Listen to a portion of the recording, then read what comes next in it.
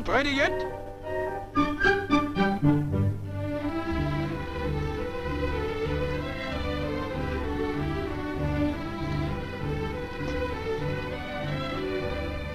Well, for goodness sake, hurry up! The bus is not going to wait all day.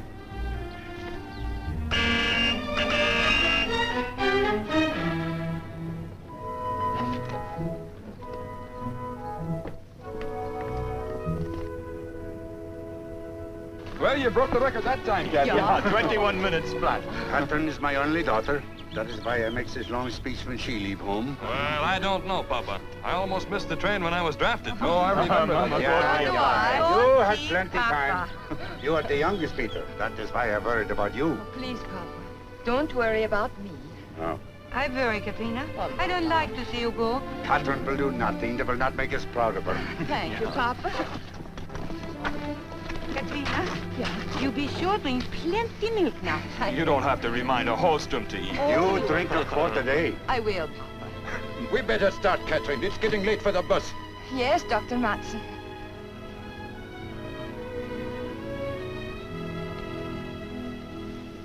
Goodbye, Mama. Take good care of yourself. Adjö, min lilla tös. Gud välsigna dig. Kära mamma. Goodbye, Papa. Okay, fellas, up the old, huh? Well, you backar, sliter ut, både skåre kacka. Hej, upp, en tjej, buskarna säger.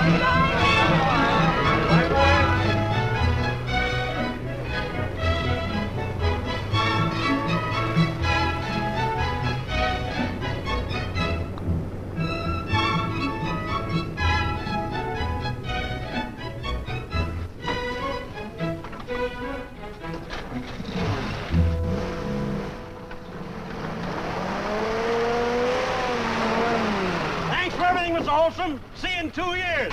Goodbye, Adolf. You paid good.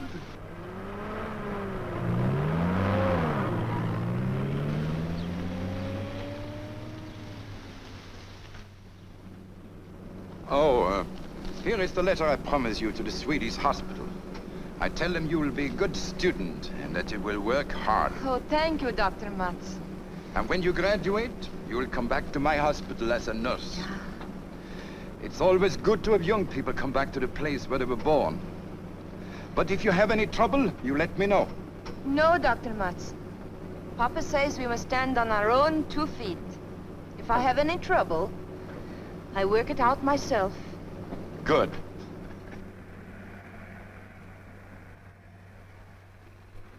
The bus is late. I would like to wait, but I have so many calls to make. Of course. Goodbye, Dr. Matz. Goodbye, min lilla flicka. Och lycklig resa. Tusen tack!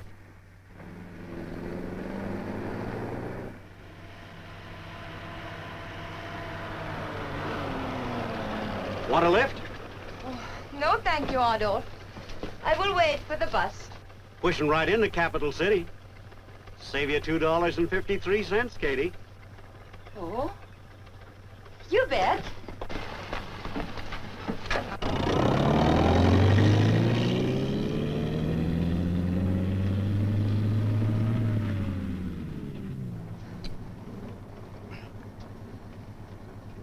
Have you ever been to Capital City, Katie? Not since I was 3 years old. I would have been there 2 years ago, but my brothers went into the army. I had to help out on the farm. You'll have a much better time now that you're grown up. I hope so. Take a drink. Take a couple. No, thank you. I drink only glug. At Christmas time. That's not strong enough for a painter. Oh? You see, a painter's got the paint in his mouth. And if you don't wash it out, it dries there and hardens. That's not good for any man, painter or no painter.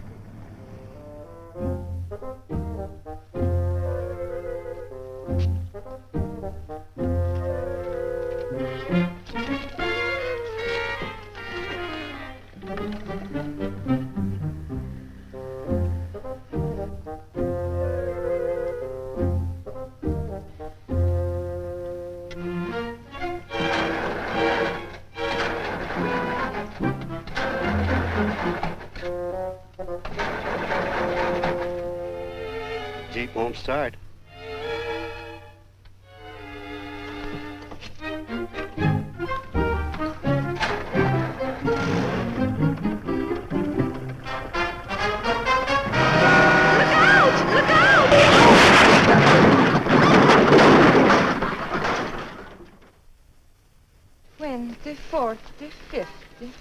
20, 40, 50. 20, 40, 50. Okay. Watch where you're going next time. It's cheaper. For 2 cents, I'd bust you in the nose. Adolf, don't be so tough with my money. Ah, smart guy. I'll need a welding job on that, and it'll cost you $25, but I can't get a torch till in the morning. Tomorrow morning? Yeah, if I'm lucky. But I can't stay here all night. Let's not get mad at each other, Katie. It's my Jeep that got wrecked. Yeah, it was your Jeep. But it's my money. Katie, I'm afraid you'll have to advance me another $25. Adolf, you were going to save me $2.53 bus fare. And now it's going to cost me every cent I have. What about my nursing course? Katie, you'll get your dough the minute I see the boss painter in Capital City. I don't know. Of course, you could hitchhike tonight, but it'd be kind of dangerous. Better wait and go with me in the morning. Well, time's a-wasting. Do I start on this Jeep or don't I? Yeah. Good night. All right.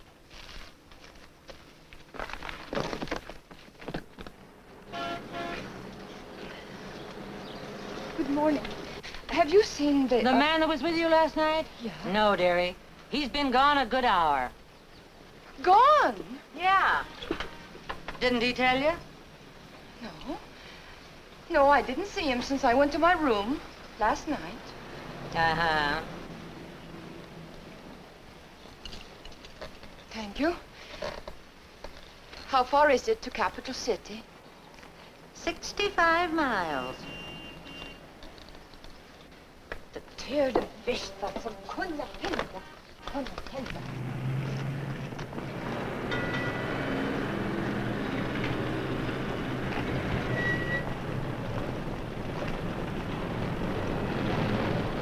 Thank you very much.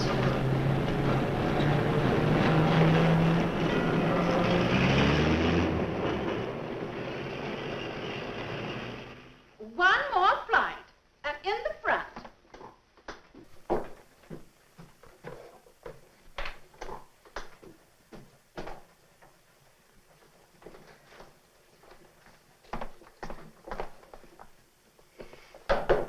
Come in. Well, if it ain't little Miss Nightingale. How are you, honey? I've been looking for you. All morning. I ain't in the phone book. I went to the Painters Union. Kinda anxious to see me again, huh? You bet. Tired, ain't you? Here's just the thing to knock it. Adolf, my $75. I want it. Oh, I'm sorry, dear. I didn't tell you. I'm fixing it so you can deduct that from your income tax. A bad debt, see? No. No, I don't see. I made that money for nursing. You are going with me to see the boss painter? Oh, don't get so tough, honey. We got lots of time to worry about money. Then I'm going to get a policeman. Yeah, do that. Yeah, I will. And while you're gone, phone your family. Yeah, and don't forget the people at the Swedish hospital. Phone them all. What?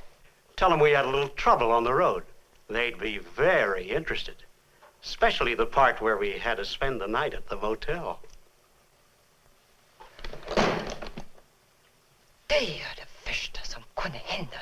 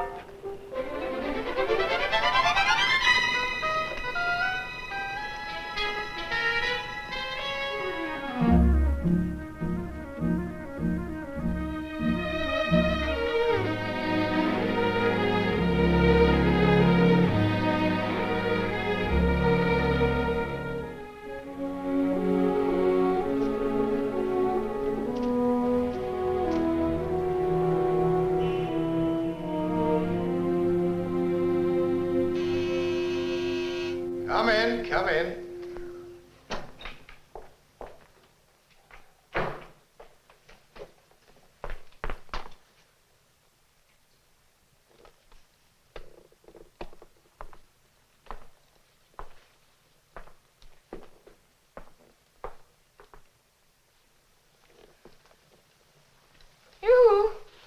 Yoo-hoo yourself.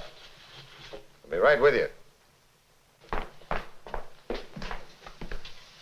You Catherine Holstrom? You know me? The agency told me. Got a uniform? No, Mr. Clancy. You know me. Yeah, the agency told me. What else they tell you? Well, they told me that you were the butler, and if I could work the day out for you, I could work any place. You can wear one of Lena's uniforms. She's the cook. Sick today. Oh, Picked a fine day for it. Luncheons, cocktail parties. You can change in there. thank you. Hope you'll be some good to me.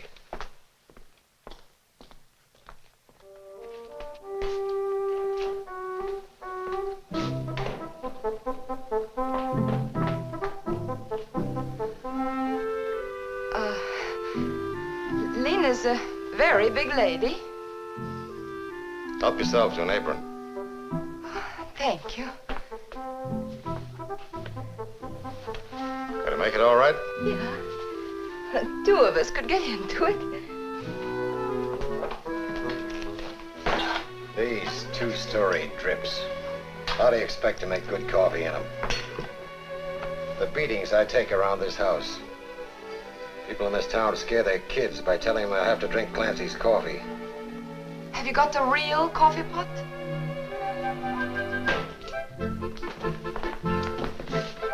Yeah, thank you.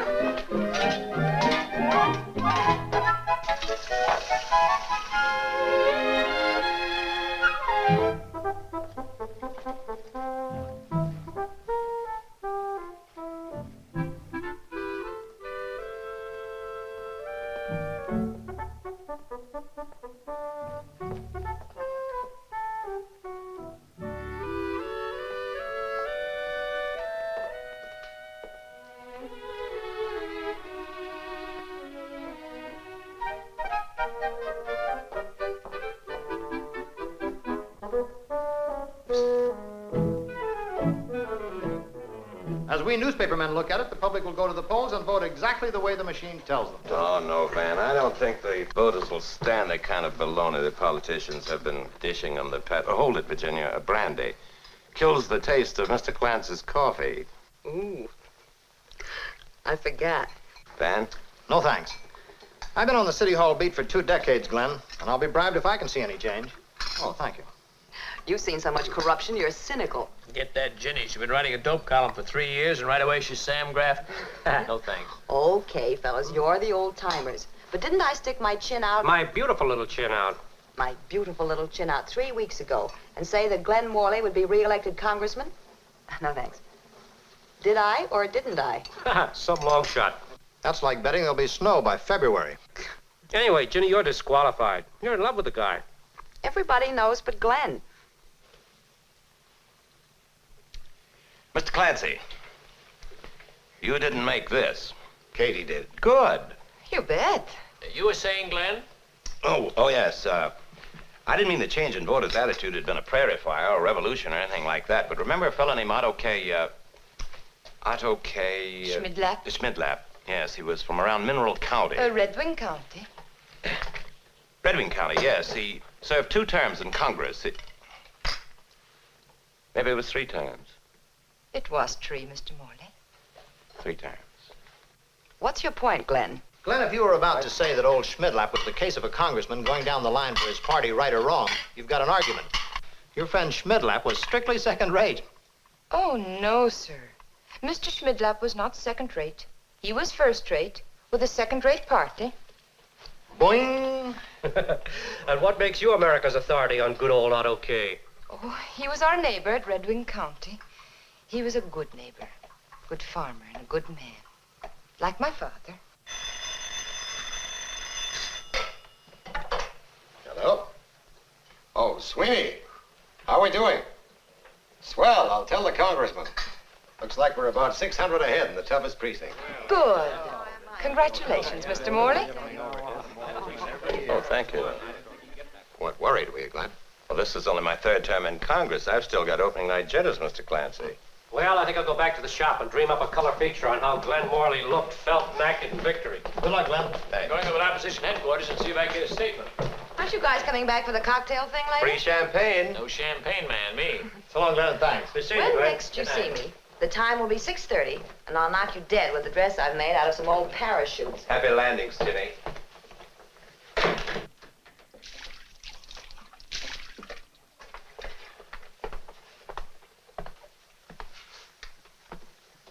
One for you and one for the house, eh? Well, that ain't a bad split. The old senator would have settled for that any time. Did you know the senator? I've been with the Moleys for 40 years. Oh? I was with the senator when he made his first million. We came here together. We went to Washington together. Part of us died together.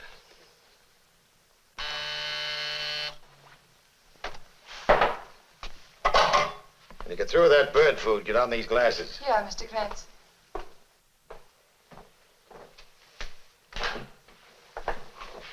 Hello, Joseph. Hello, Agatha. Late? Who's here? No one yet. How's Lena? Still complaining. What's the doctor say? Same as usual. Either she gets a new liver or we get a new cook. Oh, Ma, where have you been? Down to headquarters, my little man. How's everything going the 14th for that ward healer Morley? Morley's no ward healer. Know the boy well. Wonderful to his mother, they told me. Unless I miss my guess, he'll be re-elected by the usual majority. Hooray for the party. Party? Fiddlesticks. The voters did it themselves. Party's getting filled with fat boys. I've been thinking about that. We'll have to thin them down a bit. You should have been here earlier. We had coffee. Real coffee. Sent out for it? The extra girl Mr. Clancy hired. Really? Maybe she'd do for a second maid. Oh, what'd you say your name was? Katrin Holstrom. Oh, this is my mother, Mrs. Morley, Katrin. How do you do, Mrs. Morley? Mr. Morley says you did very well this afternoon, Katrin. Would you like to work for us? You mean steady? Yes. Well, I do have to earn some money. Anything wrong with our money? Oh, no. I need it so I can start my nursing course. But, I would not be permanent for more than, 2 months. That's permanent these days. Well, that's settled. What can you do, Katrin? Well, at home, I do everything. Make 6 beds every morning. Do washing, ironing for Mama, Papa, my 3 brothers, myself. Clean all 7 rooms and do dishes, of course. And I help Mama with the canning. I preserve meat, candle eggs, dill pickles, smoke ham and bacons. I wait on table 40 hands at harvest time. And I make glug. You do? Yeah, at Christmas time. With a hot poker. You want to know what I do outside? I don't know about my mother, but I'd be fascinated. Well, I plow with horse and tractor. I hoe potatoes, shock wheat, milk cows, bed horses, butcher pigs, kill and dress chickens, and I cut wood for mill or stove. You got a job, Katrin. Thank you, Mrs. Morley. Now, look, there'd be a lot of talk about politics. Just stay out of it. Of course.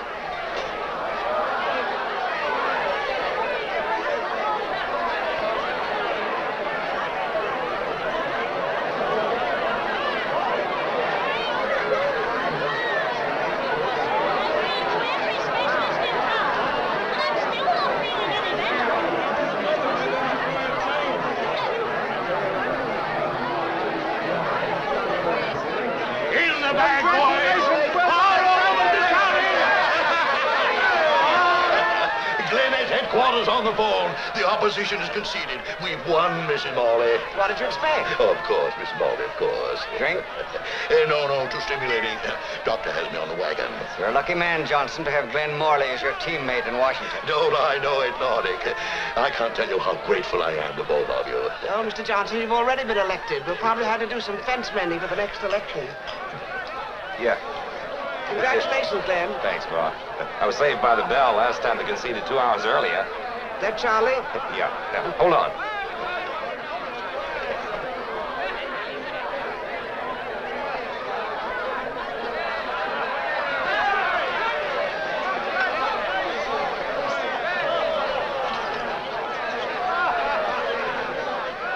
something to eat, miss.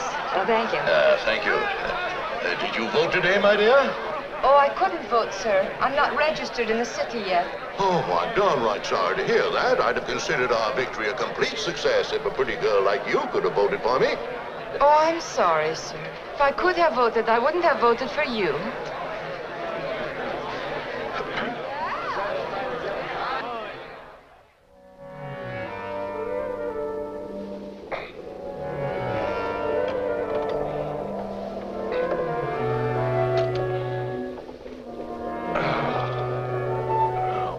Hello.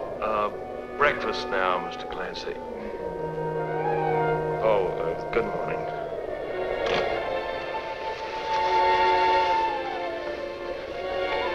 One, two, three.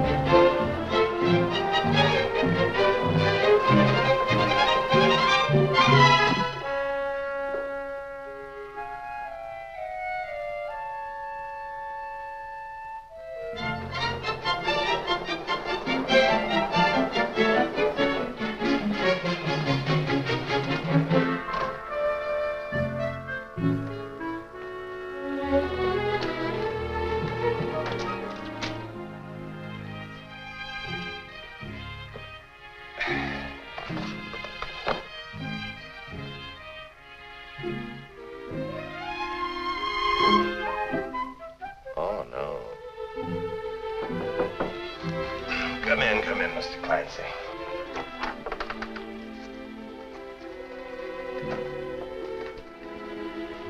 Good morning, Mr. Morley. I thought you were Mr. Clancy. No, Mr. Clancy's taking a little vacation from running up and down stairs. I guess Mr. Clancy thinks he's getting old. Don't let Mr. Clancy hear you say that. No, I won't. Yours. Of course.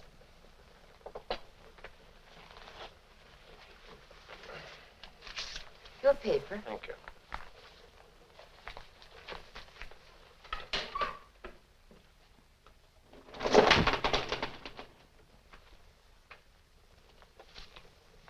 I suppose these photographers know what they're doing. Don't you like it? Do you? It's better than at Mr. Johnson's. Say, what is this feud between you and Johnson anyway? I don't think he has a good heart for the people. In what way? Well, why is he against the higher minimum wage? How do you know that he is? Because I heard him on the radio, and he said it was up to everyone to look after himself, and I believe that too. But I think that everyone has a right to a living wage. Well, just what, in your opinion, constitutes a living wage? I believe the man who said, a living wage depends on whether you're getting it or giving it. Would there be anything else, Mr. Morley?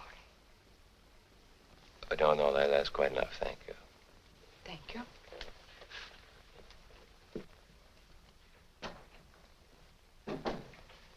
Mr. Johnson, why don't you learn to keep your big mouth shut? Get off the bus at the corner of 6th and L Street, then walk 2 blocks to 8. Turn to your right and go 1 block east. Is that clear? I think so, Mrs. Morley. Katie isn't leaving us. No, she's just going to buy some uniforms. Thank you. Will you give me the money to pay for them, Mrs. Morley? Just charge them to my account. Thank you. I'll be back as soon as I can. All right. Does she know the way to White's? I wrote the directions down. Morning, Agatha. Morning, Joseph. Well, I think I'll be getting along. What for? I'm having lunch with the governor. 10:30? Well, I've got a lot of people to thank, you know. Breakfast go all right? Oh, superbly. That's what I figured. Be a good girl. Give my regards to the governor.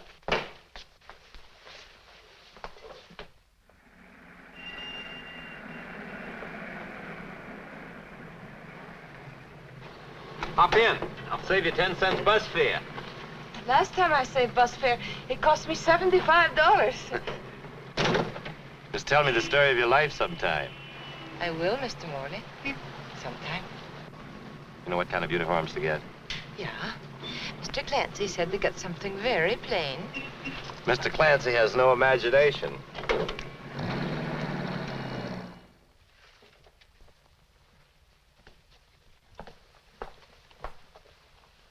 A new uniform. They all come? Yeah. How many did you buy, Catherine? I'm afraid they sent 12, Mrs. Morley. Exactly what I ordered. 12?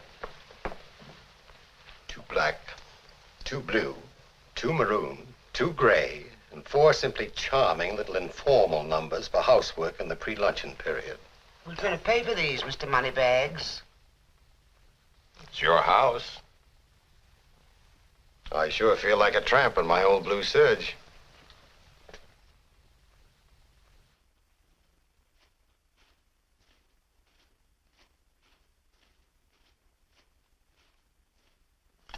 And have this prescription filled. Take one every 3 hours, and I think we can knock it overnight. What did people used to do? In the old days? Mm. Oh, they ignored it. They were smart. Sure, they were smart. They never called for a doctor till they were good and sick.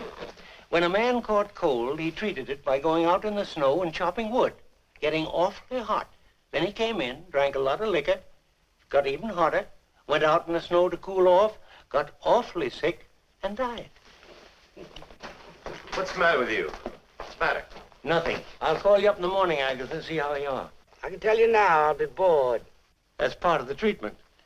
When do you go back to Washington, Congressman? Oh, just after New Year's. I'm checking in a couple of days early. Well, good luck to you, Glenn. Thanks. Goodbye, Agatha. Be a good girl now. You do exactly as he told you. I wish you'd stop getting into a tizzy every time I sneeze. Well, it so happens, Mrs. Wise Guy, that you're the only mother I've got. Joseph, tell Katie Glenn's ready for his breakfast. Oh, you might have had to wait a couple of minutes.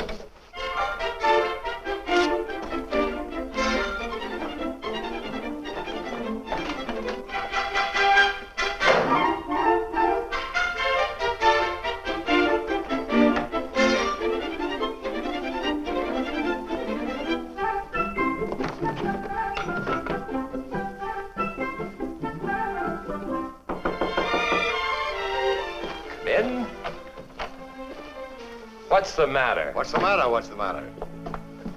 Oh, what's the matter? Nothing.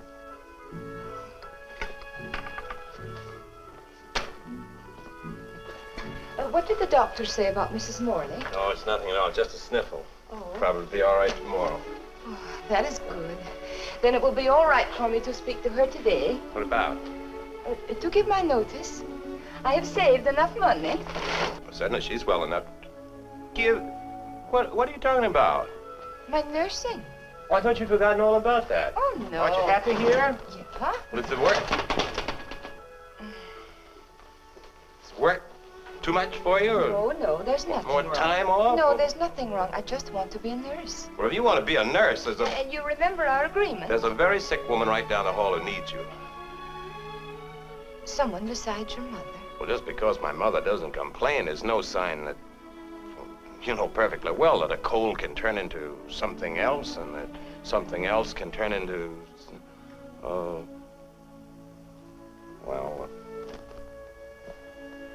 If you're going, you're going. I am sorry to leave, Mr. Morley. I've been very happy here.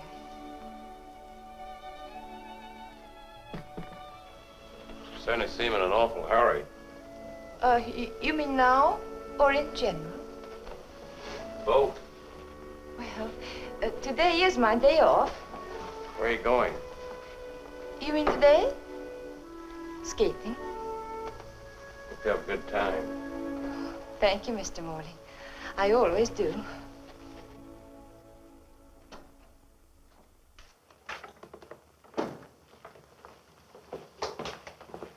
This telegram just came.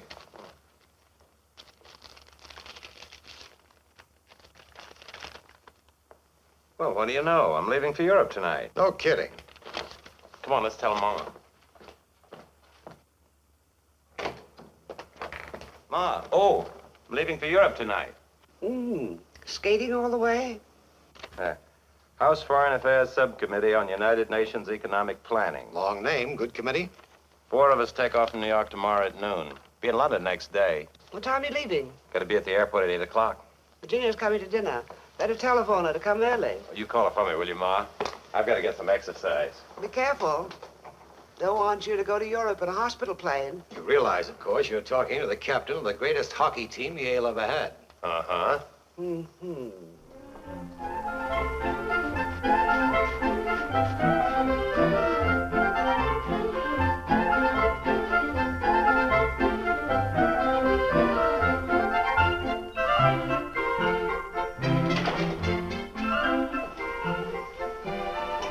What's she running for?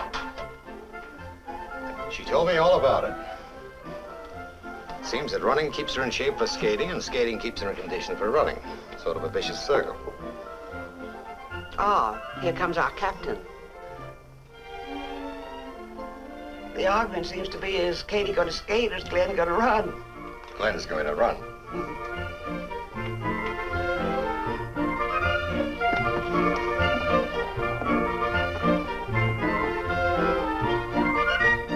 Poor Glenn, he won't last one lap. You're wrong. He's not going to let her make a sucker out of him. You willing to back your judgment with cash? 10 to 1 says he's in there at the finish. The usual 10? The usual.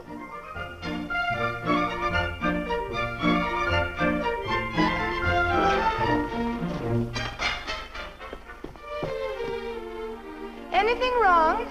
I think I'll skate now and limber up afterwards. There's your 10 cents.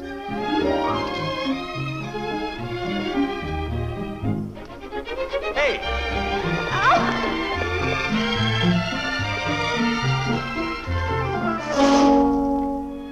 Come on!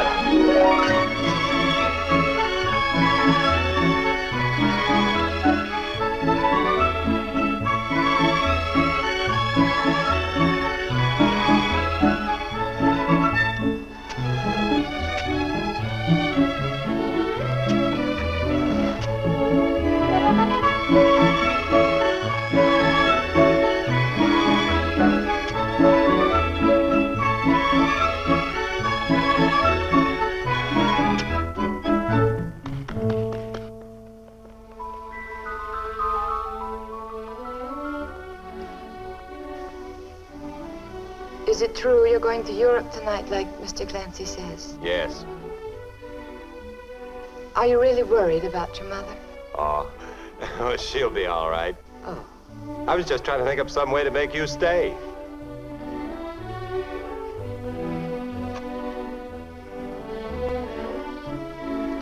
Would you be happier if I stayed till you came back? All right, I'll stay. I was just trying to think of a good reason to stay. That makes me very happy.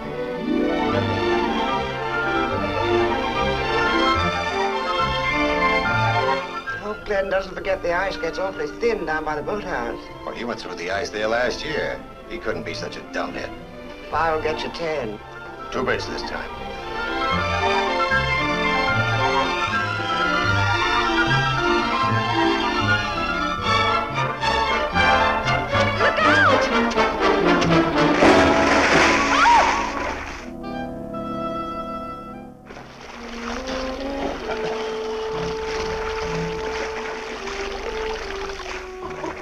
Mr.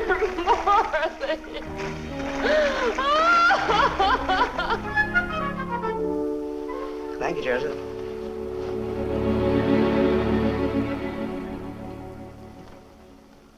Feel cold, Glenn? No, shoulders a little stiff. Come in, Katie, come in. That's right. Don't want to be starting off to Europe with a chill. Yeah, I'm all right.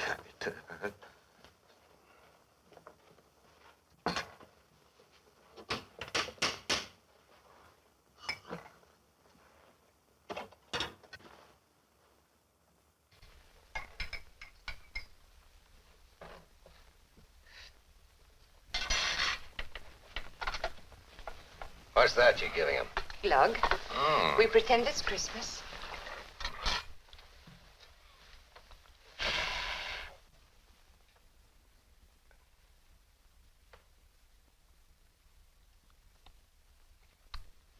Mr.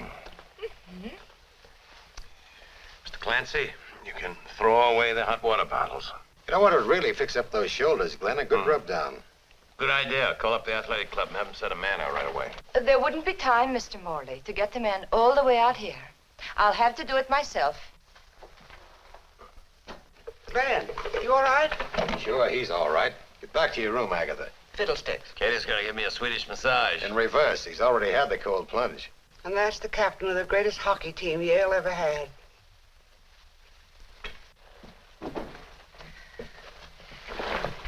Mr. Morley, will you lie right down there at the foot of the bed, please? Won't it be cold? Not in a minute. Mr. Clancy, the stool over here. And the feet. Oh, there. This goes under your chest, like that. There. Now, we begin. Oh, please relax. You're very tense. Now, don't be nervous. I have to get the kinks out of your back. Is there anything you can't do? Oh, yeah. Too many things, Mr. Morley. You have three of the most unusual talents I ever heard of. I bet you're the only girl in Capitol. I'm sorry. Who can give a Swedish massage? Make glug glug glug. And call.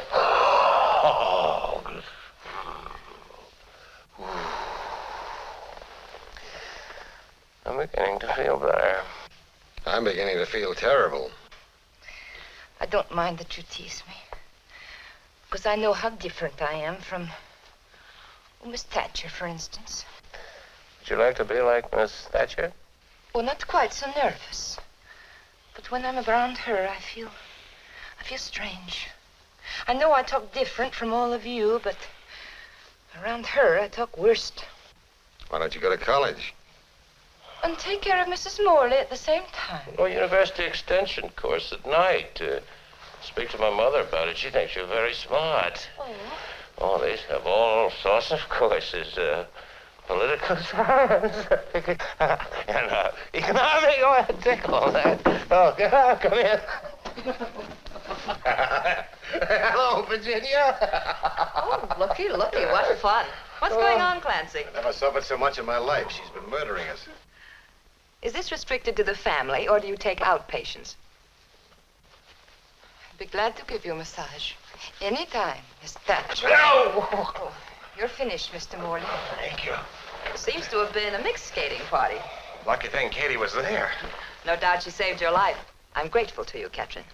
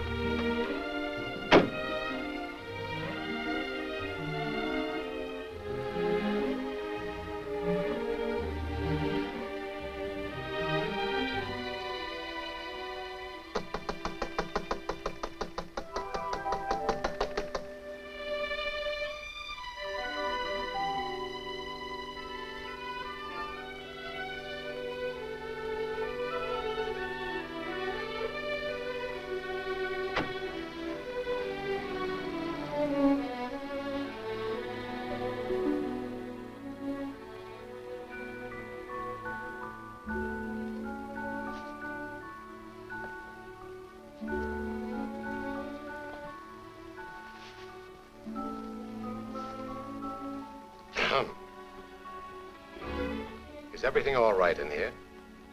Oh, yes, Mr. Clancy. We don't have to waste any more time in here, do we? No, Mr. Clancy.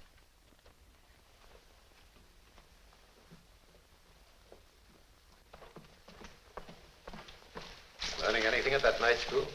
Oh, yeah. Yes, Mr. Clancy. Last time we learned why all the leading nations went off the gold standard. Did they? Mm-hmm. Why? It was a move toward the nationalization of the world banking system through the social control of credit policies. Is that so? Mm-hmm. Think of that now. How's the diction and public speaking getting along? Oh, I am worried about that, Mr. Clancy.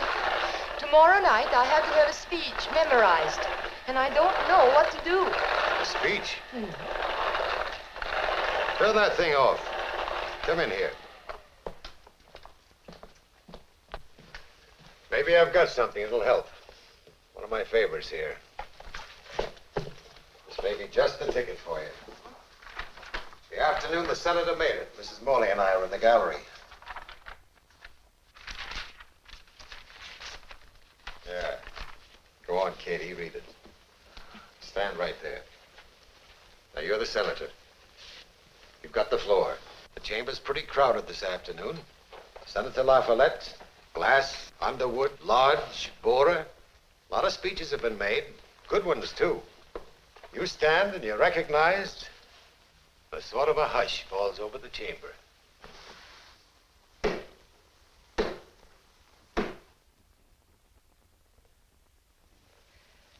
Mr. President, today I don't want to make a speech.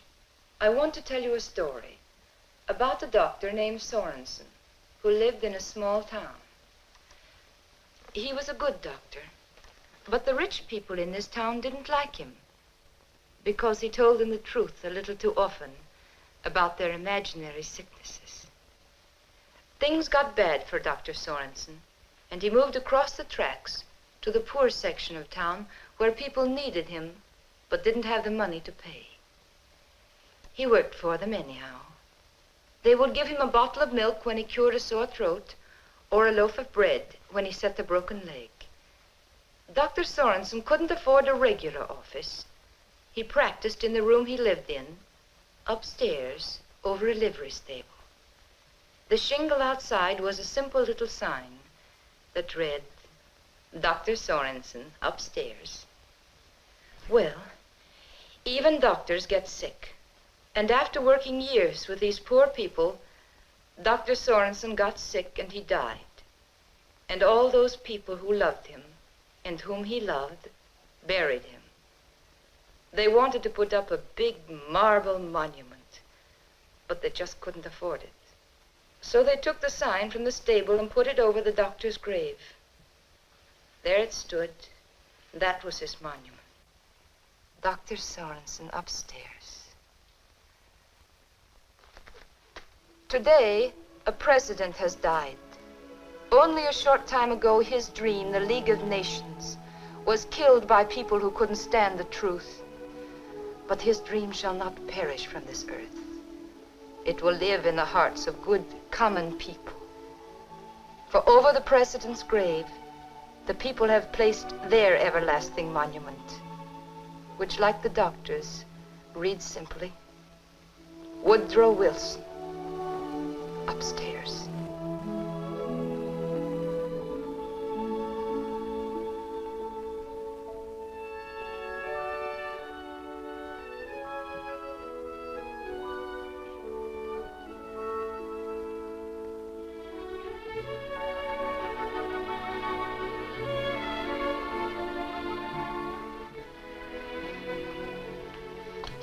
Katie, what does it say? Welcome home. Glenn will love it. He's here.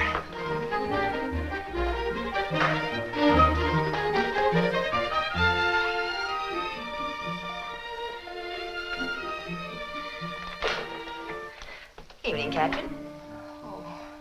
Oh, good evening, Miss Thatcher. Is he here yet? No. You are the first.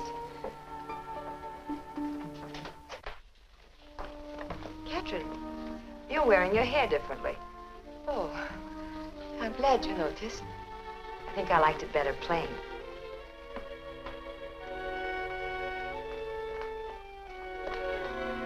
It's Miss Thatcher. Oh, hello, Virginia. Darling.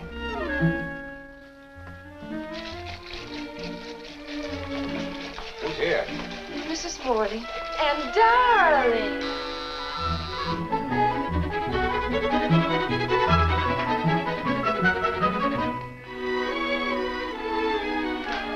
got to see Mrs. Morley right away.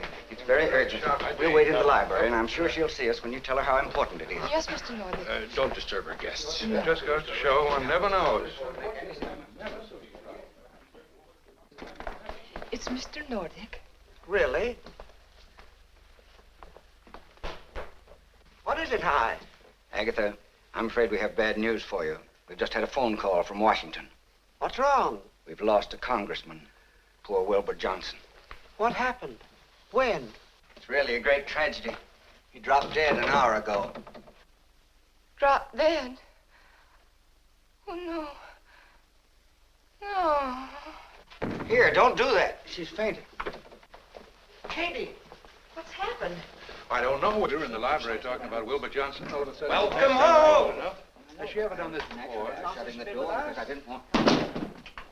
Glenn! Virginia? Ma, Hello, Glenn.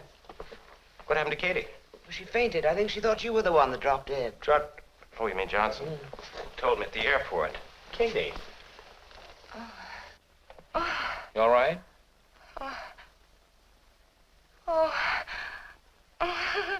Here. All right? Come on, Katie, you better lie down. Sorry to spoil your homecoming, Glenn. Better go in the library. Gotta work fast. Joseph, get Miss Thatcher's coat. You'll find the list of guests on my desk. Telephone them. I know what to say, Agatha. Sorry, Virginia. I'll go quietly if you'll give me a beat on who's replacing Johnson. I think you'll just go quietly.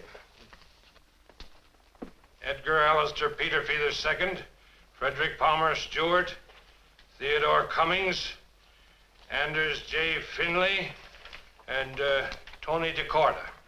You can forget every candidate but Peterfield. Why Peterfield?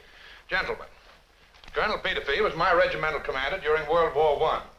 No finer example of American manhood exists in this town. Could we elect him? He'll get the service vote. If you'd heard as many mothers complain about Colonel Peterfield's command as I have, you'd realize he couldn't be elected garbage collector, which he is. I resent that. Quiet, Eckers, or you'll have to go home. Gentlemen, it's getting late. Tomorrow the governor will have to announce a special election to fill the vacancy caused by Wilbur's death. We must make up our minds. Read the list again. Edgar Allister Peterfield II. Frederick Palmer Stewart. Feel better now, Katie? Theodore Cummings. Anders J. Finley. Tony DeCordo. Wait a minute. What about Finley? Well, good political background. Best kind of business connections. Pleasant personality. Did pretty good as a commissioner, served 2 terms. I served 5 sessions with him on the council. His record as alderman is enviable How and would solid. he be for the women? Inoffensive. Any objections to Finley? None? Well, is it Anders J. Finley? Mrs. Morley? Eckers? Matternan? Uh-huh. Sweeney? Mm-hmm. Glenn?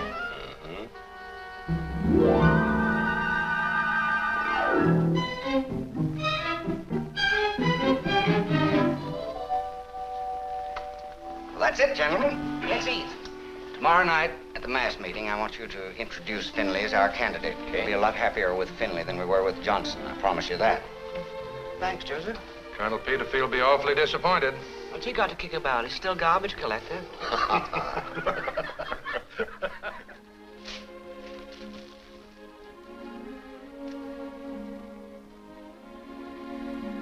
What's that?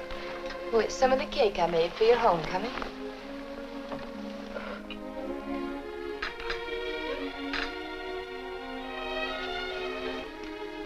Thank God.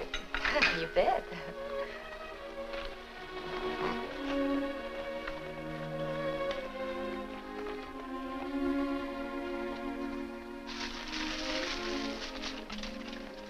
Been skating lately? No. I tried it once in Switzerland. It wasn't much fun. I tried it too. But I kept looking around for you to fall through the ice. Oh, no.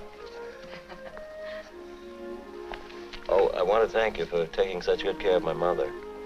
Oh, I'm glad I stayed.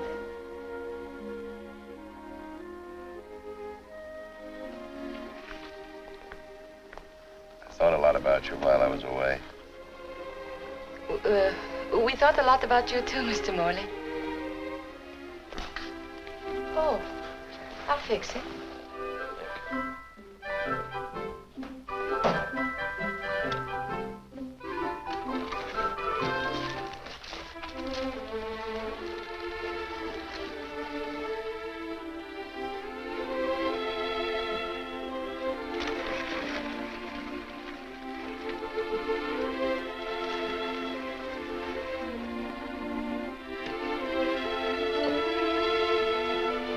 You are.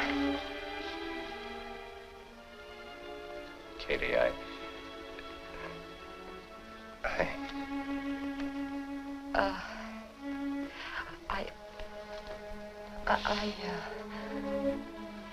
Apparently you didn't approve our choice of Mr. Finley tonight. Oh. Well, I don't think he's any improvement over Mr. Johnson. What do you know about him anyhow? Oh, I know his record. And I heard him speak one time when he came through our county. He has a very bad record. Oh, so you're an authority on Mr. Finley, too? Well, for one thing, why did he stop free milk from the grade schools? And If you don't like him, don't vote for him. Oh, don't worry, I won't. I was only asking you, why did he stop the Don't free milk? ask me. Ask Finley. There's a big meeting tomorrow night. Ask him. He'll be there. All right, I will. Oh, all right.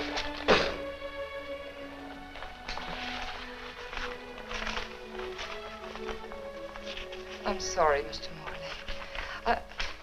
I didn't mean to upset you. Upset me? I'm not upset.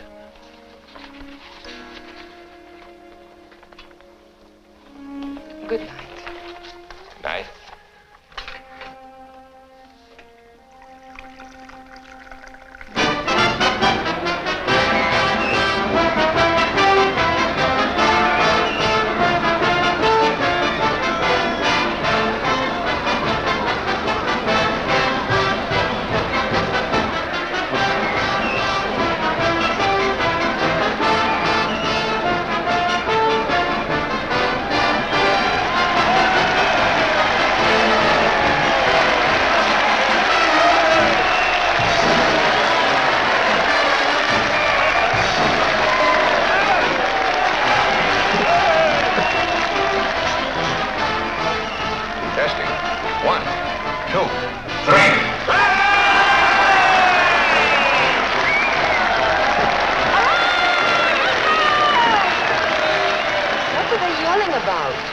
Things, they yell for anything. Anything? Sure, they'd scream if you yelled fish for sale. Oh, no. Fish for sale!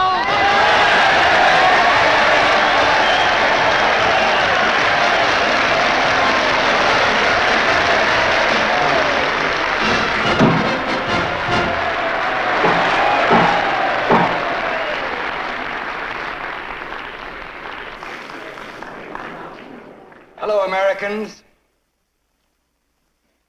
The future of this country is safe!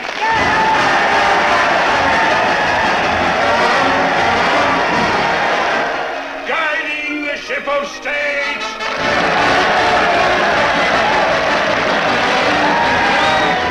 And I tell you, in every summer vault in the Paspaloose, you'll find a hiss to last your rest about election.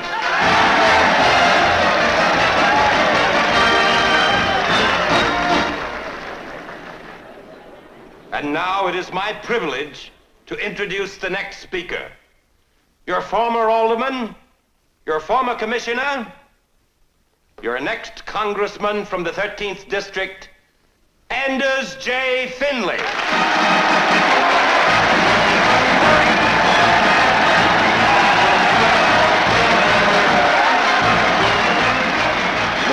Good. Yeah. He's the only one the opposition has. I wish we had.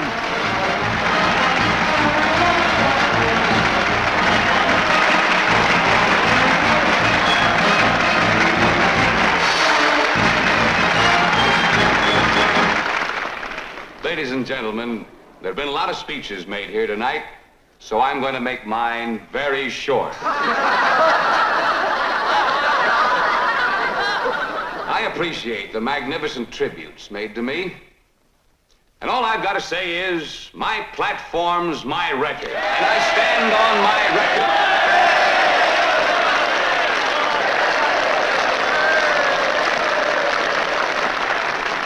Now, if there are any questions anyone like to ask, I'll be glad to see what I can do with them.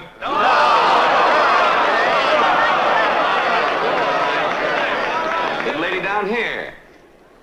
You have a question, miss?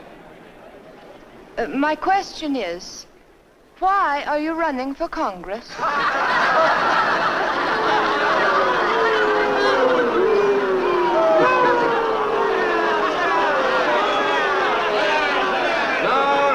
Let the little lady speak. No.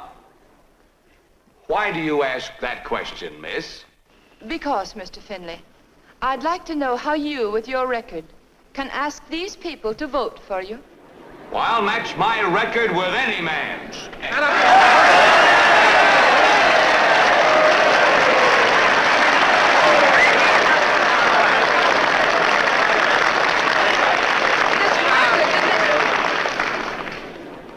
This record that Mr. Finley will match with anyone's is as follows.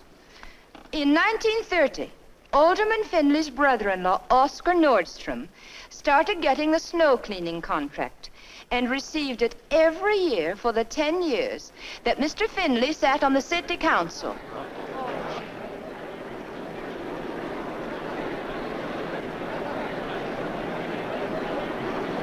And in 1932 and 1933, Alderman Finley said the bread lines were costing the city too much money. And even went to the extent of trying to put through a bill to force apple sellers to buy licenses. And in 1934... The speakers in support of Mr. Finley had barely concluded when a young woman rose from the floor to challenge the party's selection. Been checking since then on her identity. And this beautiful blonde is a second maid employed in Congressman Morley's palatial home on the lakefront. She couldn't have been more of a bombshell if she'd been planted by the opposition. Or was she? Well, were you? I've been thinking ever since I got home. I'll leave here tonight. That's smart. That's using your head. You know what they'll say about me then, don't you? What will they say? They'll say I threw you out. They'll say I'm against freedom of speech. They'll call me a fascist. Right. I needn't ask. You do what Mr. Morley says. You stay right here and keep your mouth shut till this election's in the bag. Yes, all right.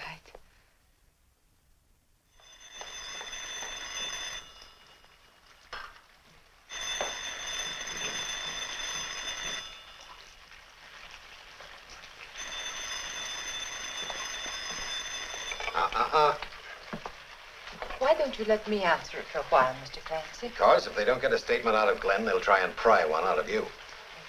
Hello? No, you can't talk to anybody. Who? Oh, hold the wire. Katie, wait a minute. That's Ward Hughes. Who? The head man of the opposition party. He's okay, a little too honest, maybe. He wants to talk to you. To me? Go ahead. Be careful what you say to him. Yes. Hello, Mr. Hughes? Yes? I don't know anything about her, except sometimes, if you're lucky, you can put over a freak. Ward, she's wholesome looking for the women. A servant girl for the labor boat. Corn-fed for the farmers. Swedish for the foreign-born? And for my dough, she's got something for the men. What have we got to lose? I feel all we can do is gain. Well, shall we give her the pitch? Bring her in.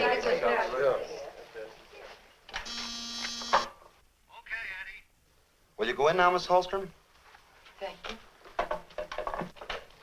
Oh, come in, Miss Holstrom. Mrs. Brown, Mr. Evans, Mr. Briscoe, Mr. Ryan, Miss Corbett, Mr. Sylvie. Miss Holstrom, sit down. Thank you for being so patient, Miss Holstrom. There were one or two things we had to talk over. And it comes down to this. Our party honestly hasn't the right candidate. Now, last night you were pretty positive about what kind of a congressman you didn't want. I was hoping you'd be just as positive as to what you did want. What I think doesn't matter so much. No, go ahead, Miss Holstrom. Tell us what sort of a representative you'd like. Someone who'd represent... No, I mean represent all of us. To me, once a person is elected to office, he has a great duty to all the people. He shouldn't just represent the men who gave money to his advertisements and campaign. And he shouldn't be in office to serve just the politicians. He should serve the people. He should know what the people want and vote for what they want. Thank you, Miss Holstrom. Thank you for giving us our candidate. You're welcome, Mr. Hughes. I'm glad I was able to be of some assistance to you. You'll run, of course. Me? Yes. Hair, cute. What have I done?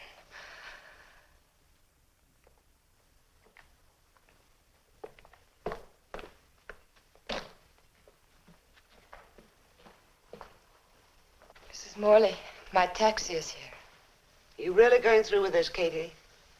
I have to. Katie, I'll miss you. Oh, thank you. I'm afraid Mr. Morley is a little mad at me. Don't let her do it, Ma. She won't listen to me. How could I stop her? But it's what she wants to do. Well, that's ridiculous. Look, here's this girl. Catherine Holstrom. Catherine Holstrom, right. A bunch of opportunists taking advantage of the fact that she made a sensation of herself at the auditorium the other night, are now giving us some song and dance about being able to elect a representative from the 13th district in spite of the power and experience of our party. She doesn't know anything about politics. How can she, I ask you, be expected to give off on such things as the minimum wage bill, the full employment bill, the Missouri Valley and the Columbia Valley Authorities Amendments, permanent FEPC, atomic bomb controls, anti-poll tax, national, well, 100 other things. Can you? That's beside the point. I'm already a congressman. Oh. Go on, Glenn. Well, what right is she to run anyway? Who asked her? Did the people send a mandate? Did the angels bring a message? No. Well, why don't you stop her? We have no right to stop her. Katie? Start running for Congress. I give up. You know, when you leave here, you're just a girl who's been working in this house. You become a candidate for the United States House of Representatives, running on an opposition ticket. Further, I don't think you're the least qualified to run. I mean to use every device in my power to defeat you. Yes, Mrs. Morley. Goodbye, Katie, dear. Good luck. Thank you. Aren't you going to wish me luck, too?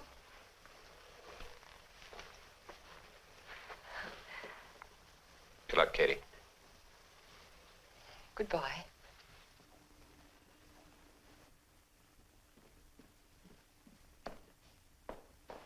It's a rotten shame to take a nice girl like that and just toss her in a den of lions. Your concern wouldn't be because you're in love with her, would it? Well, of course not. It's just that she's a very, very sweet girl and fair play. In love with her. I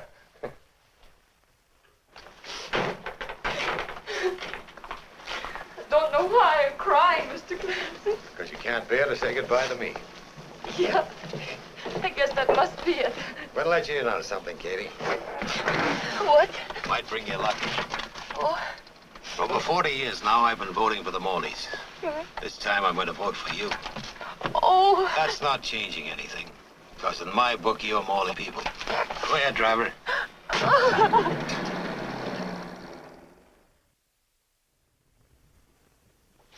Well.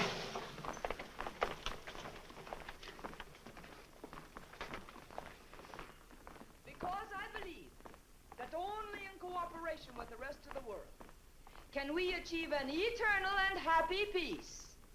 I shall work for the rights of all people, no matter what their color or religion, and I shall support every measure that endorses and furthers these rights. I thank you.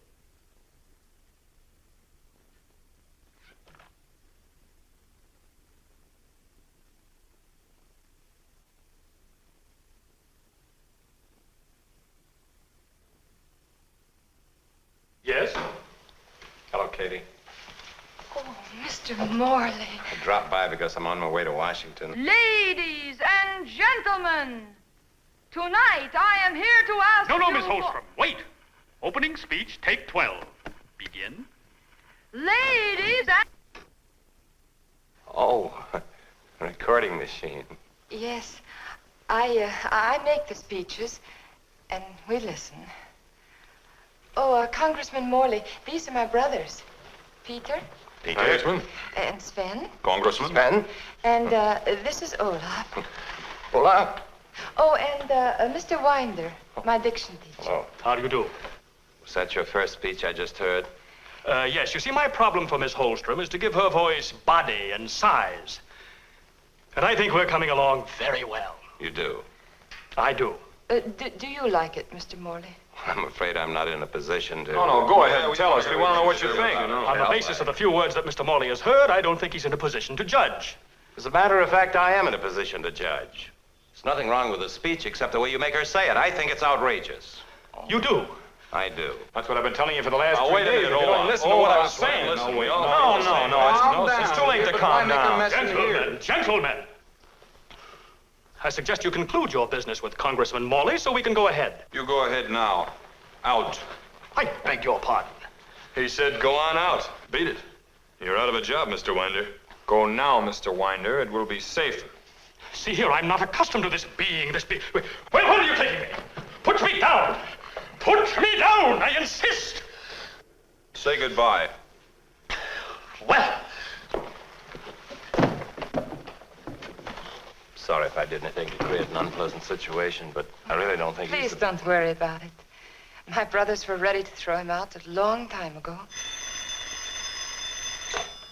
Hello? Congressman Morley, yes? All right. Your driver's downstairs. He says if you want to make that plane, you'll have to leave in a few minutes. Tell him I'll be right down, please. All right.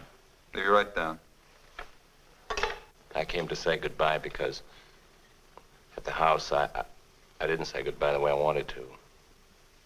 Oh, thank you very much. Good luck, Katie. Every kind of good luck. just a minute, Congressman. You can't go now. You must stay and tell Katrin what she's doing wrong and how she should do it right. She needs your help. Has to make his plane. Instead of wasting 2 minutes talking about the plane, he could be telling you what to do. Please tell her. What to do. Well, look, Katie. Just remember why you've been chosen as a candidate. I saw you at the rally. You got up on your feet and spoke simply and honestly about what you felt. That's the way you've got to talk through the entire campaign. You mustn't be giving bad imitations of a lot of bad speech makers. You can't win by yelling in a loud voice and waving your hand and tearing at your hair and going into a lot of double talk. You've got to talk like... Mr. Clancy told me how simply you read my father's speech that day in the library. Talk like that. Just be yourself. Try it again. Here? Ladies and gentlemen, tonight I want to ask you for the most precious thing you own, your vote. That's the way to do it, Congressman Moleys. Thanks. Why, he did more in 2 minutes and Winder did in 2 weeks. Said Wonderful. Congressman. Sure she was. Come on, Good Katrin. line. Get up on the platform and talk. Yeah, come Let on, Mr. Morley hear for once. All right? Yes, you go ahead. I'll stay as long as I can. Go on now, Captain. The power and right.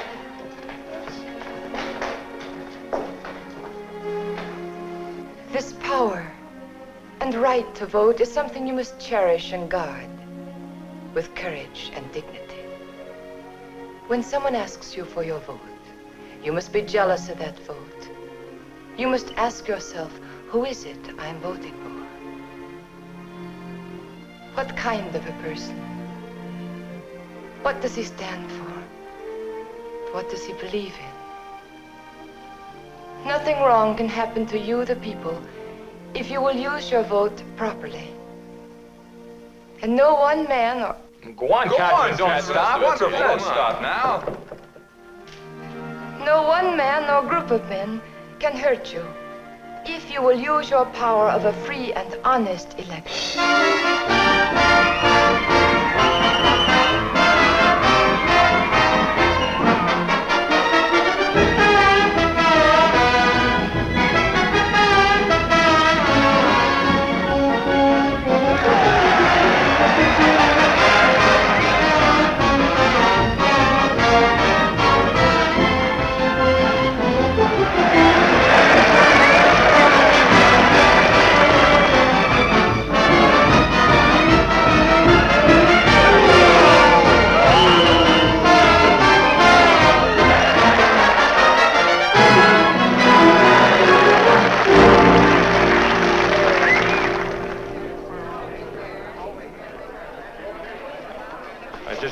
the machine? I can't understand it. Mrs. Morley says she can. 48% for that girl. With our machine, after all the money we've spent, Finley ought to be at least 85%. 2 days before election. Has Glenn left Washington yet? He's leaving by plane tonight. Have you seen these? He's due here at 6:30 tomorrow morning. He'll make 4 speeches in the district, then we'll put him on the radio tomorrow night. He's got to get in there and slug. Not that I'm worried, of course, but this girl's been getting away with murder. Come in. Excuse me. There's a man here says he wants to see whoever's in charge of Mr. Finley's campaign. What does he want? He says it's very confidential. He couldn't tell it to anyone but the boss. All right, send him in. Will you come in, please? Thank you.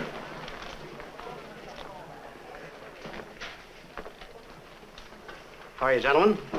And lady? Oh. Hello, Mr. Finley. How do you do?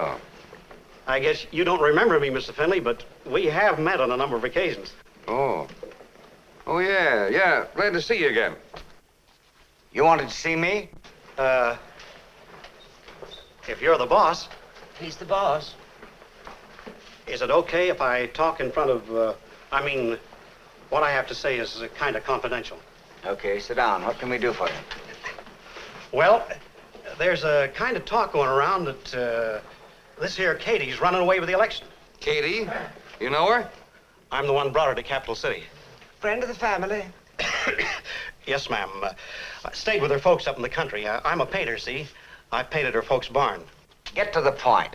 Well, gentlemen and lady, I'm here in the interests of good American citizenship. I don't think that a tramp should run for Congress. And I got some very personal information about this Katie, about a night she stayed at a motel where, due to circumstances, there was only one... What's your point in coming here with this information? Like I told you, ma'am, good citizenship, the right representative for our Congress, and... I suppose you expect some expression of our gratitude? No, ma'am. I don't expect to get anything for this. But things has been a little rugged in the painting business. If I could lay my hands on a couple $100 so I could go away and get rid of this. Hi, open the window. Let's get some air in here. What kind of a campaign do you think we are running? Now get out of here before I throw you out. I can prove it. I was there, You sir. heard what the man said. Now go on, beat Don't it. have to take my word for it. I wonder if he could prove it. It's an obvious piece of blackmail. For $500, that man would sell out Finley if he wanted to. A fella comes in with a perfectly good story. We don't even listen to him. We throw him out of the office. What goes around here? Are we for me or are we for Katie? I haven't quite made up my mind. That may be very funny to you, Mrs. Morley, but I've spent 20 years of my life in politics. I can match that and add 20. Oh, I know. Guess I'm a little bit jumpy, Mrs. Morley. Forgive me. I have no complaints. You put on a swell show. And anything you say is okay with me. I know I'd be a dead duck if it weren't for you. Well, there's nothing more I can do around here today, folks, so I guess I'll run along and check with some of the boys.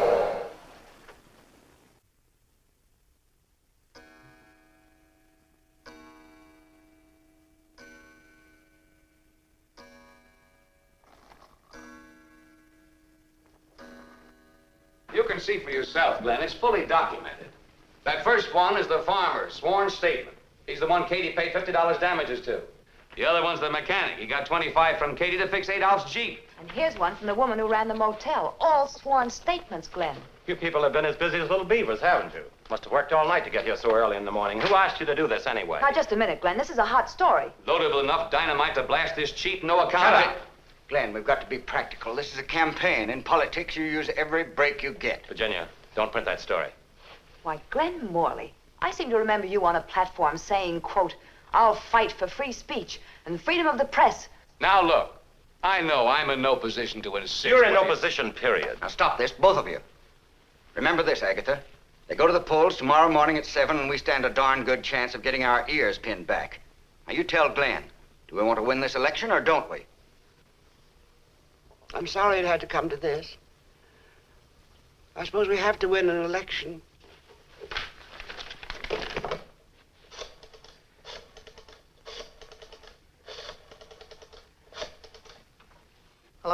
This is Thatcher. Give me the press room, please. Hello, Carl? Hold it, Virginia. Hi. If you let her print that story, I quit the party.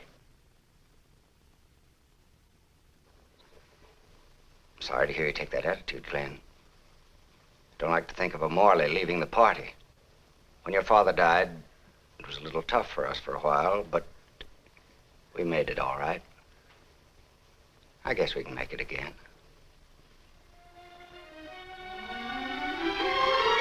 If you're going over to warn the opposition, don't bother. The story's in type and ready to roll. Okay, Carl, start running.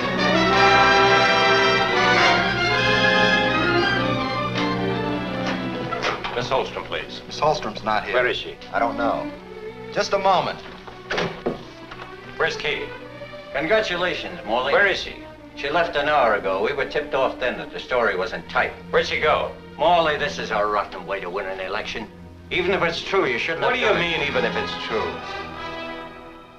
She went back with her brothers to their farm.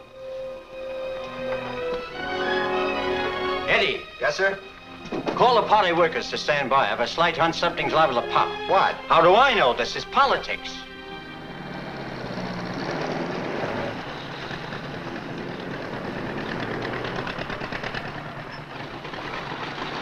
Hello, Peter.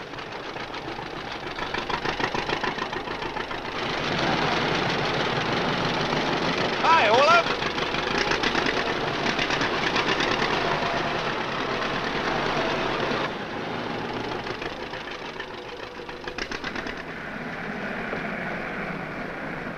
Sven?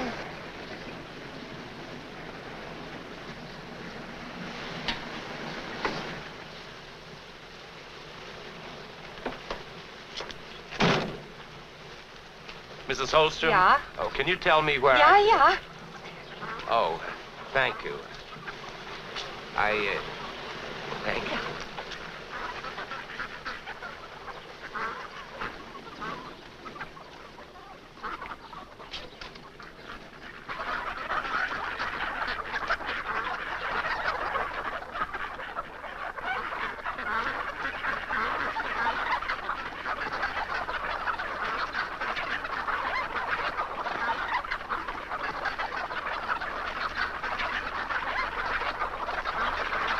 Excuse me, I'm sorry. Pardon me.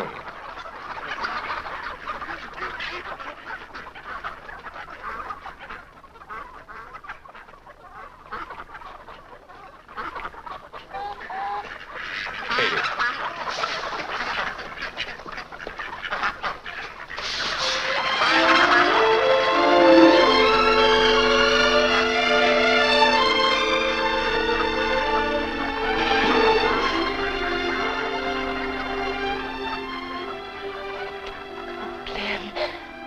Glenn, I love you. I love you so much. Katie. How would you like to go to Washington with me? Be the happiest girl who never got elected to Congress. Of course, darling, of course. Glenn, Papa's old-fashioned. You'll have to ask him to. Where's Papa?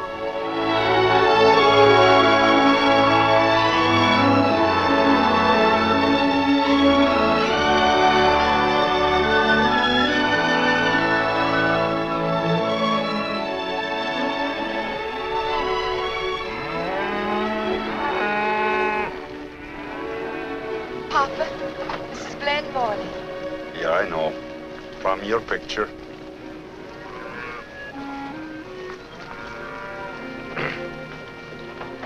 Mr. Holstrom, I want you to know that I had nothing to do with what was in the papers. Yeah, I know. From your picture. Thank you. Oh, it's sad this had to happen. Sad for Catherine and sad for the people that love her. I know how you feel because I love her too. We want to be married, Papa. And you come to me for permission? Yeah. Did you come to me for permission when you ran away from Capital City and quit? I told you before. You told me lots of things. You asked me nothing. You wanted to quit too? I thought it'd be the easiest thing for Katie. Yeah, the easiest thing. The easiest thing when I come here 40 years ago would be to let the earth lie dead, unplowed. The easiest thing would be for me not to raise a family and make them believe the things I believe. So, you want to get married. Well, go ahead. This is not important to me. Oh, I thought that Cotten was married to the truth. But now that she wants to quit and that you want her to, I don't care whether you get married or not. Are you trying to make me feel ashamed, Papa? Yeah, but only ashamed for quitting. If you want to be in Congress, then you must fight. How can a woman fight the kind of lies they've been printing about her? If she goes back, they'll simply print more lies. I don't care what it says in papers or anywhere else. Woman or man, if you don't want to fight for the truth, then you shouldn't be in Congress.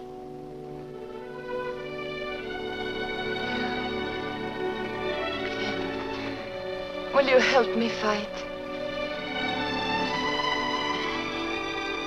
Mr. Holstrom, I wish I had you for my campaign manager. Oh, good. Darling. You make fine son-in-law. I hope. I know, from your picture.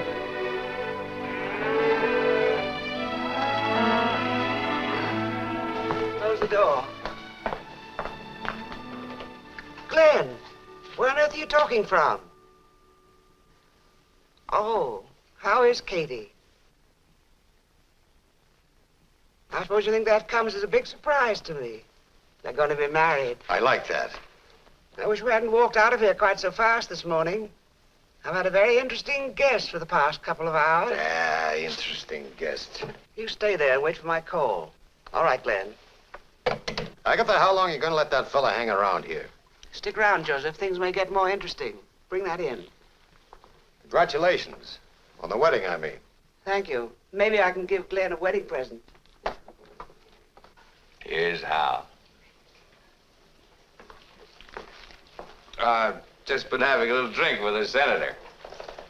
Thank you.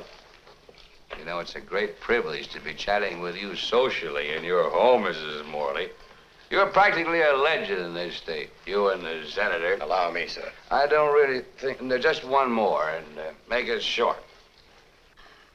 You know, Mr. Findlay, you've been a great service to the party. Yeah, but you didn't believe Adolf the first time he came in, did you? There's only one thing that's worrying me, Mr. Findlay. What's that? You must have paid him a lot of money. I think the party should give it back to you. Oh, don't worry about Joseph. He's been a Morley for years. What I know, he knows. Well, that's good enough for me, Joe. I'll tell you a little secret. I gave Adolf 500. You're not going to turn that house painter loose with all that money. Oh, no. I got him in protective custody till after the election. In a safe place, I hope. In my lodge up in Kaluma Lake. Nobody's gonna go that far to look for it. And if they do, they'll be sorry. I got my toughest boys guarding him. Your boys? You have your own machine, Mr. Findlay. It's a national organization the boys and I belong to. You're looking far ahead. I suppose you have a name for your organization. Oh, yes, indeed. We got to stay undercover for a while, but we're doing a beautiful job. We got a great plan mapped out to educate the public. What do you want the public to believe, Mr. Findlay? I want them to believe in our type of 100% Americanism. Now, 100% American is... White? Right. No foreign born? Right. The right kind of religion? Exactly right, Mrs. Morley. I guess I know where you stand. You're leaving this house now, or I'm going to throw you out. Joseph, how dare you talk to one of my guests like that? You're not serious about this. Joseph, I'm afraid we'll have to speak about this later. Mrs. Morley, I'm not accustomed to speaking about things later. Mr. Findlay, I'm afraid I'll have to let Joseph throw you out. What kind of double-crossing deal is this? I'm counting 3. Mrs. Morley! I'm going.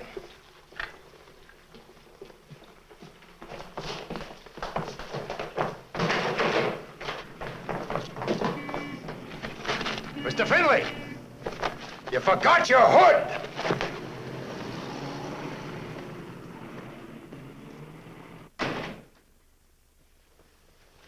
Will there be anything else, Mrs. Morley? Yes, Joseph. Get Glenn on the telephone right away. Yes, ma'am. Yes, sir.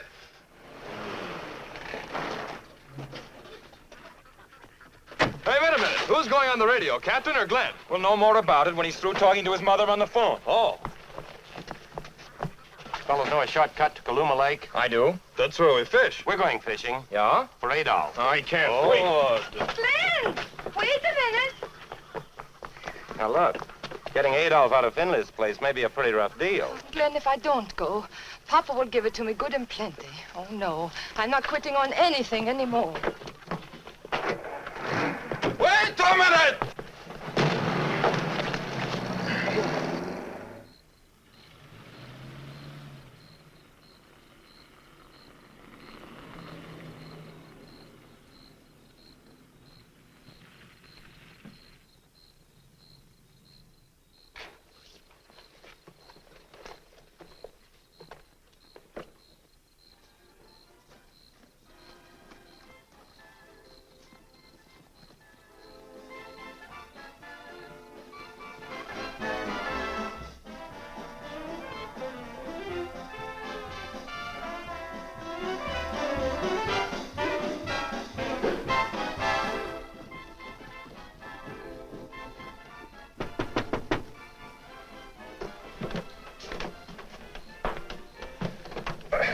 Good evening. My name is Harry Selby. Well, what do you know? I hate to disturb you at this late hour, but I wonder if you could direct me to the O'Shea Lodge. This ain't it. Oh, I know it's on the North Shore. This is the South Shore. Yes, I know. I must have taken the wrong fork in the road. You see, I used to live here some years ago, but, well, they've changed the signs or something. Then everything was dirt roads, and you could find things easily. How long have you lived around here? I'm a tourist. Oh, you... And the North Shore is right around the lake, on the opposite side of the South Shore. How do you get there? You get a car? Oh, yes. I've got one of those new models. It's a... Well, drive it. This car ain't one of ours. Finley was right. Wouldn't it be easier to go by boat? Yeah, it would be easier to go by boat, but I ain't got a boat. Oh, you can get boats now. I saw a cruise advertised the other day. O'Shea's got a beauty. Look, Mr. Seaby, I'm trying... Selby, Harry Selby, tractors and farm equipment. We got out a new Look, line. Mr. Selby, go away. Beat it. We're very busy in here right now. I got my friend in here in a triple blitz. Oh, good. Now go away, beat it, and give my regards to your friend O'Shea. Oh, do you know O'Shea? Oh, I don't know O'Shea, and I don't care if I... Fisher! Take him back!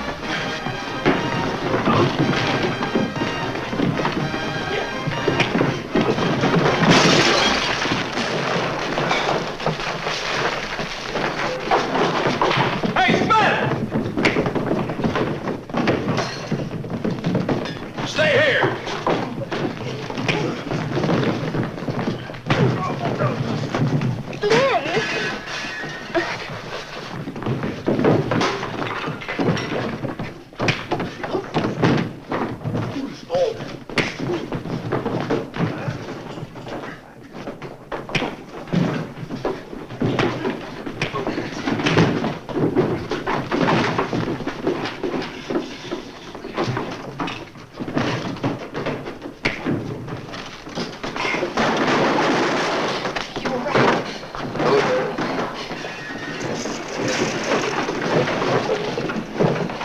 Stay out.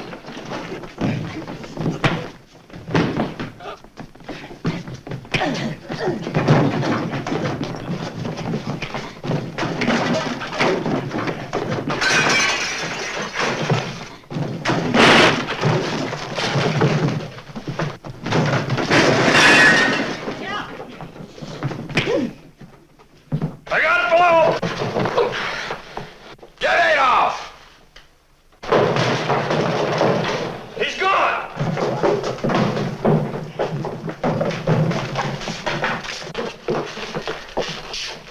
I got him.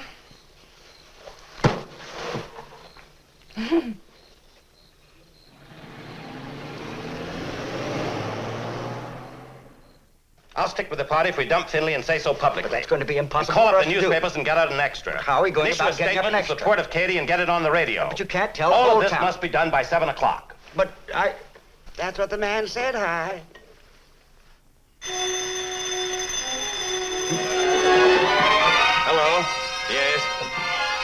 What? Yes. The party withdraws its support unconditionally from Anders J. Finley and urges all voters to back the candidacy of Catherine Holstrom. Well, call up the landlady and get the names straight. I get... We now bring you an exclusive interview with Adolf Petrie. I lied, and I'm sorry I lied. Everything I said about Katie is a lie. Mr. Finley gave me $500 to lie about Katie. This is Catherine Holstrom. I am very grateful for the trust and the confidence placed in me. And I promise that I will do everything in my power to fulfill that trust.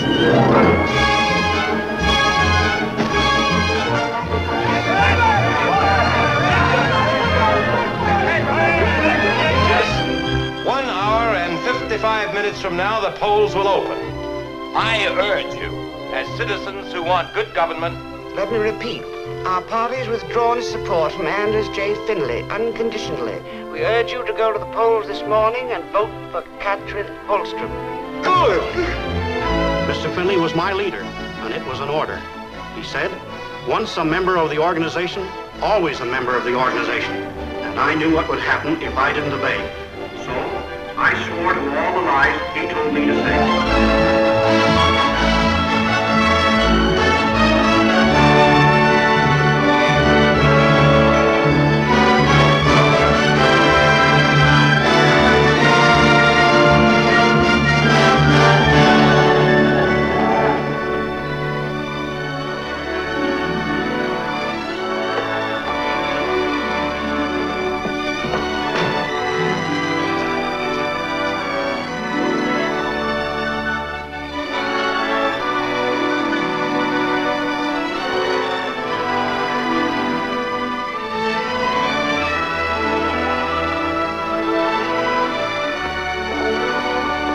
I'm not quite sure of the protocol in a case like this, but...